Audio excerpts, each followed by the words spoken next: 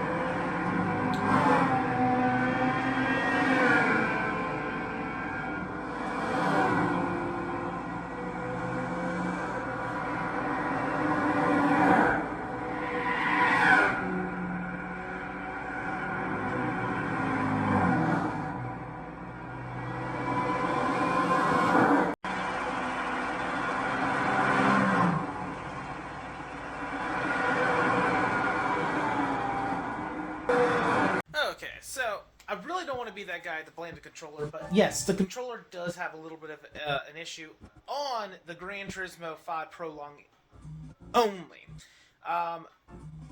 If I use the base controller that comes with the console, it actually does work better, but I don't have a good one, which is why I use these ones. And these ones are a lot easier to find.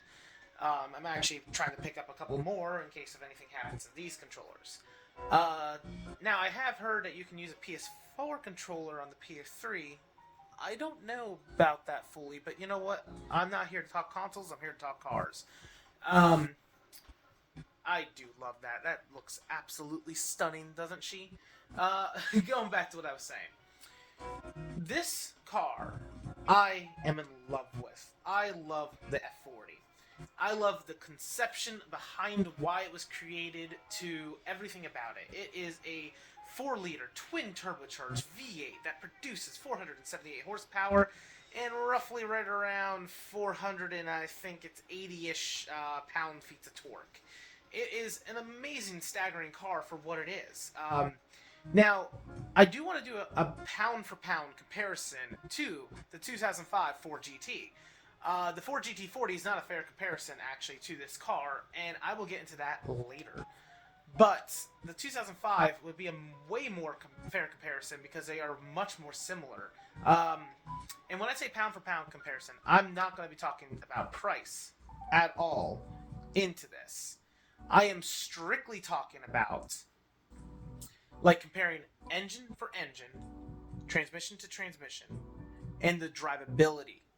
I do want to start doing this here soon. I have a couple friends that I'm trying to help me out with this.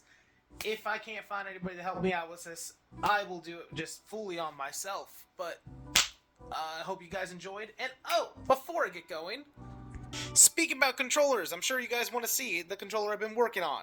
Mostly for the people that only were following my TikTok. This is it. It is almost fully done. And here it is in the light. It's not perfect. It has some orange peel, but you know what? Actually looks pretty good. I need to go a little bit more touch-ups here. The bottom is going to be getting done as well eventually once I get black. Hopefully my wife can find that today. But until next time, guys, have a wonderful day!